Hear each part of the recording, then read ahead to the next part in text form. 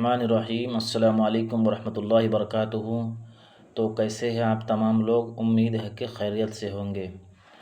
तो चलिए आज कुछ अल्फाज पढ़ते हैं, कुछ शब्द पढ़ते हैं जो सीटेट में उर्दू में नंबर ना आने की सबसे बड़ी वजह यह है कि वर्ड्स का मीनिंग पता नहीं होता है। जैसे कि अगर किसी को आमोजिश का मतलब अधिगम ना पता हो कि आमोजिश का अधिगम का मतलब ही आमोजिश है, तो उसका वो आंसर आएगा भी तब भी वो नहीं दे पाएगा। क्यों? क्योंकि जब तक क्वेश्चन को यानी सवाल को नहीं कोई समझेगा तो आंसर कैसे दे सकता है। मैं भी जब लिटरली पहली बार एग्ज़ाम दे रहा था, पहले बार, तो मुझे भी इस चीज़ में बहुत दिक्कत हुई थी, क्योंकि इसके उर्दू के जो अल्फाज हैं वो बहुत ज़्यादा हार्ड होता है। उसको जब तक आप समझेंगे नहीं, याद नहीं करेंगे, रटेंगे नहीं, तब तक आपको एग्ज़ाम में हेल्प नहीं करेगा। तो चलिए आज इसी तरह के कुछ अल्फाज पढ़ते हैं जो हमारे आपके एग्ज़ाम में बहुत हेल्पफुल होगा। तो चलिए शुरू करते हैं बिना किसी देरी के। तो अधिगम को क्या कहते हैं? अधिगम को आमोजिश कहते हैं हिंदी में। उमूमन हिंदी मीडियम के ही बच्चे होते हैं, इसलिए मैं हिंदी से उर्दू बता रहा हूँ। तो हिंदी में अधिगम जिसको हम कहते हैं उसी को उर्दू में आमोजिश कहते हैं, यानी सीखने को आमोजिश कहते हैं। अर्जन अर्जन अर्जन को उर्दू में इक्तिसाब भी कहते हैं और तहसील भी कहते हैं। इक्तिसाब भी कहते हैं और तहसील भी कहते हैं। हमारा तीसरा शब्द है संज्ञानात्मक। संज्ञानात्मक विकास जो शब्द आता है, जो टर्मिनोलॉजी आता है, उसको हम क्या कहते हैं उर्दू में? इदराकी। इदराकी कहते हैं। दूसरा वकूफ़ी कहते हैं। इदराकी कहते हैं और वकूफ़ी कहते हैं। और नेक्स्ट हमारा है संप्रेषण। क्या है?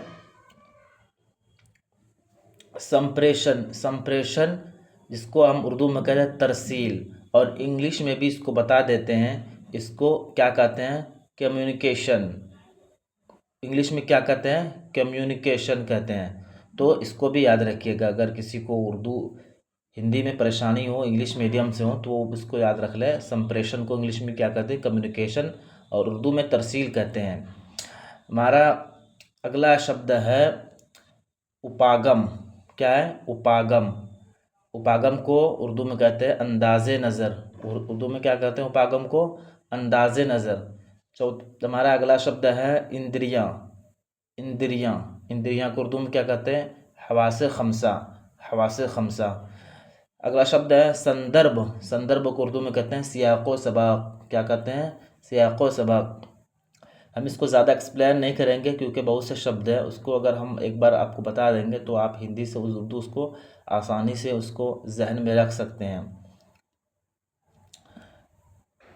सर्व सामग्री यानी समाई ज़राई। सर्व सामग्री यानी समाई ज़राई, यानी सुनने के जो ज़राई हैं। दृश्य सामग्री, बसरी ज़राई। दृश्य में देखना, बसरी में देखना। सर्वदृश्य सामग्री यानी समाई व बसरी ज़राई यानी वीडियो। समावेशी शिक्षा। समावेशी शिक्षा यानी शमूलियाती तालीम, यानी कम जिसमें इंक्लूसिव एजुकेशन जिसको इंग्लिश में कहते हैं इंक्लूसिव एजुकेशन, यानी तमाम तरह के बच्चे इस एजुकेशन में, इस क्लासरूम में शामिल होता है। अगला है सतत एवं व्यापक। सतत एवं व्यापक कहते हैं कि सतत एवं व्यापक डेवलपमेंट हुआ है, विकास हुआ है, उसी को कहते हैं उर्दू में मुसलसल और जामे। मुसलसल और जामे। अगला है सुगम करता। अगला शब्द है सुगम करता, यानी मुआविने आमोजिश। मुआविने आमोजिश यानी सीखने में जो हेल्प कर रहा हो उसको हम क्या कहते हैं हिंदी में? सुगम करता, और उर्दू में कहते हैं मुआविने आमोजिश। अगला शब्द है परिकल्पना। परिकल्पना को उर्दू में कहते हैं मफरूज़ात। उर्दू में क्या कहते हैं? मफरूज़ात। अगला है मनोक्त्यात्मक। इसको नफ्सी हरकी कहते हैं। मनोक्त्यात्मक को क्या कहते हैं? नफ्सी हरकी कहते हैं। अगला शब्द हमारा है उपचारात्मक। उपचारात्मक। उपचारात्मक शिक्षण यानी मुआलिजाती या इस्लाही तदरीस। मुआलिजाती या इस्लाही तदरीस एक ही बात हुआ दोनों। इसको हिंदी में क्या कहते हैं? उपचारात्मक शिक्षण। मूल्यांकन, मूल्यांकन को क्या कहते हैं? अंदाज़े क़द्र। मूल्यांकन को क्या कहते हैं? अंदाज़े क़द्र। रचनात्मक मूल्यांकन को क्या कहते हैं? तश्कीली अंदाज़े क़द्र। रचनात्मक मूल्यांकन को क्या कहते हैं? तश्कीली अंदाज़े क़द्र। नेक्स्ट हमारा है योगात्मक मूल्यांकन। क्या है? योगात्मक मूल्यांकन तकमीली अंदाज़े क़द्र। योगात्मक मूल्यांकन को क्या कहते हैं? तकमीली अंदाज़े क़द्र। ये योगात्मक मूल्यांकन जैसे कि आपने पेडागोजी में पढ़ा होगा, इसको वैसे मैं बता देता हूँ। योगात्मक मूल्यांकन जो सबसे लास्ट में होता है, जैसे कि सालाना एग्ज़ाम यानी एनुअल एग्ज़ाम जो होता है ये लास्ट में होता है, इसी को कहते हैं तकमीली अंदाज़ा क़द्री। एग्ज़ाम के असल तरीके हैं। अगला हमारा निदानात्मक मूल्यांकन इस्लाही अंदाज़े क़द्र। निदानात्मक मूल्यांकन इस्लाही अंदाज़े क़द्र। अगला है शिक्षण। शिक्षण को जानते हैं तदरीस कहते हैं। शिक्षण को यानी टीचिंग को क्या कहते हैं? तदरीस कहते हैं। अगला हमारा है अभिप्रेरणा। अगला क्या है? अभिप्रेरणा। अभिप्रेरणा को उर्दू में क्या कहते हैं? तरगीब कहते हैं, तहरीक कहते हैं। अगला है निगमन विधि। उर्दू में कहते हैं इस्तिखराजी तरीक़ा। निगमन विधि इस्तिखराजी तरीक़ा। आगमन विधि इस्तिक़राई तरीक़ा। बहुभाषिकता कसीर लिसानत। बहुभाषिकता यानी बहुत सी ज़बान को शामिल करने वाले को बहुभाषिकता उर्दू में कसीर लिसानियात कहते हैं। आगे देखते हैं द्विभाषिका। द्विभाषिकता। द्विभाषिकता को क्या कहते हैं?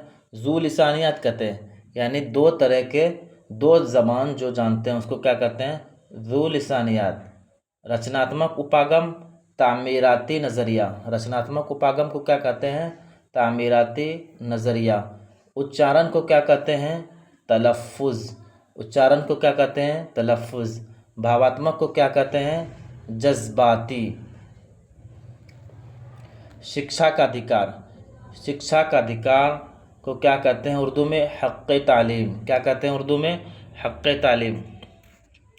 ये वीडियो थोड़ा सा लंबा होने वाला है, आप लोग धैर्य रखें, सब्र रखें, और एक ही वीडियो में बहुत से इम्पोर्टेंट शब्द अल्फाज करवा देंगे ताकि आपको एग्ज़ाम में दिक्कत ना हो। लिंग। लिंग को क्या कहते हैं? जिन्स कहते हैं। भाषा कौशल ज़बान की महारत को हिंदी में क्या? भाषा कौशल को उर्दू में क्या कहते हैं? ज़बान की महारतें।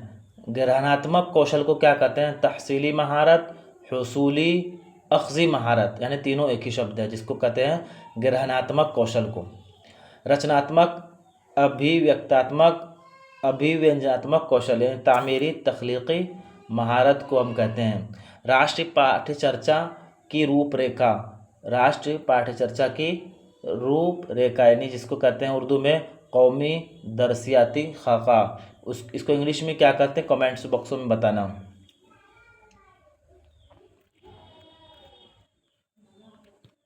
त्रिभाषा फार्मूला ये आपने पढ़ा भी होगा, 2005 में जो आया था। क्या? राष्ट्रीय पाठ्यचर्चा की रूपरेखा, और 2022 में है। इसका नाम कमेंट बॉक्स में बताएं। त्रिभाषा सूत्र यानी सह लिसानी फार्मूला, 3 लैंग्वेज फार्मूला को हम क्या कहते हैं उर्दू में? सह लिसानी फार्मूला। पूर्व ज्ञान को क्या कहते हैं? साबिक़ा मालूमात को कहते हैं, यानी पहले से ही अगर ज्ञान हो, जानकारी हो, उसको क्या कहते हैं? पूर्व ज्ञान। उर्दू में कहते हैं साबिक़ा मालूमात। नेक्स्ट है मातृभाषा। मातृभाषा को जानते हैं उर्दू में क्या कहते हैं हम लोग? मादरी ज़बान। क्या बोलते हैं? मादरी ज़बान। मानक भाषा, मेयारी ज़बान। मानक भाषा को क्या कहते हैं? मेयारी ज़बान। कौशल को क्या कहते हैं हम लोग? कौशल को कहते हैं महारत। कौशल को क्या कहते हैं? महारत। अनुकरण को क्या कहते हैं? तक़लीद। अनुकरण यानी किसी की नकल करना, उसी को कहते हैं तक़लीद करना।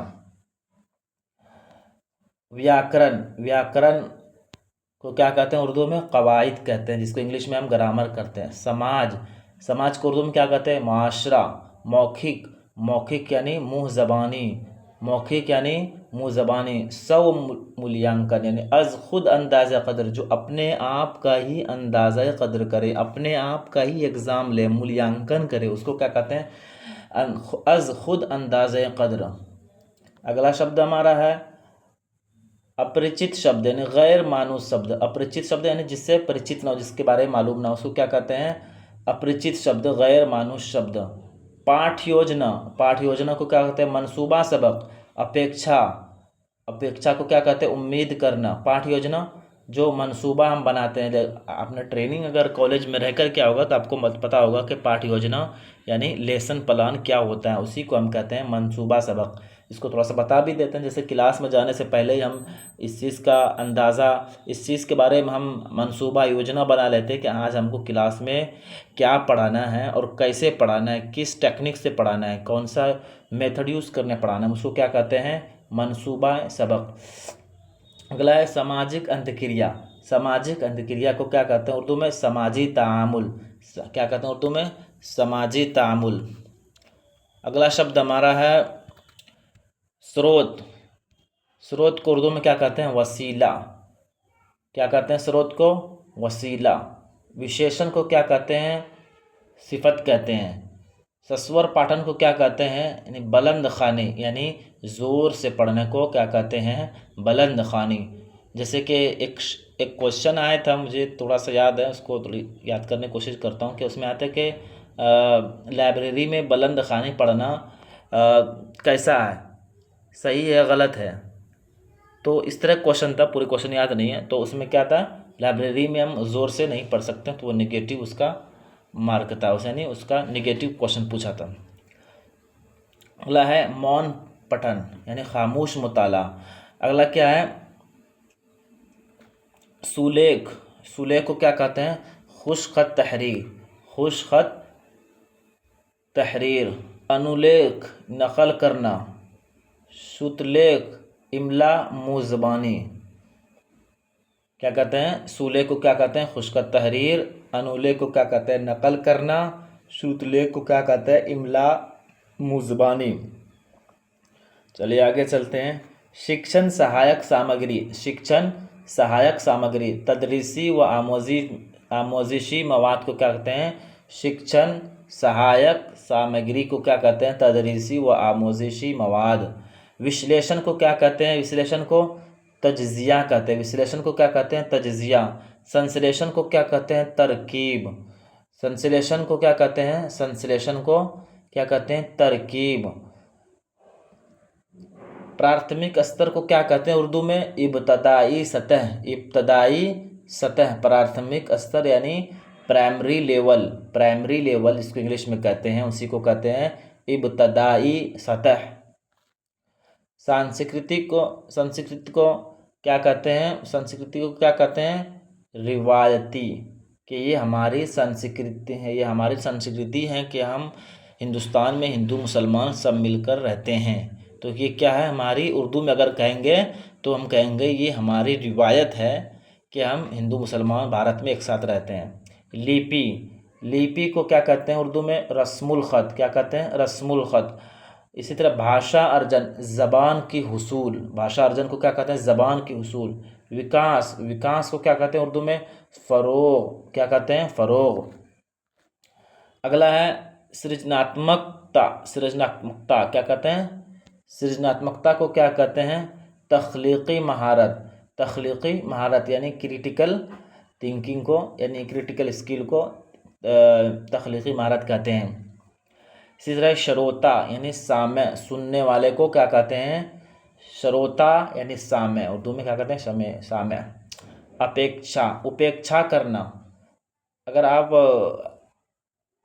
तरावी पढ़ते होंगे मस्जिद में रमज़ान में, तो आपको मालूम होगा कि जो कुरान पढ़ाते हैं उनके उसके जो पीछे होते हैं, कुरान जो सुनते हैं, यानी जो उसकी गलतियों पर ध्यान देते हैं, उसको कहते हैं सामे कहते हैं। सुना होगा आप इस शब्द को। आगे चलते हैं। उपेक्षा करना। उपेक्षा करना नज़रअंदाज करना। अभ्यास मश्क। तो आज के लिए इतना ही काफ़ी है, ये बहुत से इम्पोर्टेंट शब्द हैं और आगे भी इसको एक दो और वीडियो इसको बनाएंगे। तब तक इन तमाम शब्दों को याद कर लीजिए, लिख लीजिए जैसे भी हो, लेकिन इसको इग्नोर नहीं कीजिएगा, बहुत इंपॉर्टेंट है। उर्दू में जो क्वेश्चन आते हैं, सवाल आते हैं, उसको समझने के लिए शब्दों पर पकड़ होना बहुत ज़रूरी है। मिलते हैं नेक्स्ट वीडियो में। जब तक के लिए अस्सलाम वालेकुम रहमतुल्लाहि व बरकातुहू।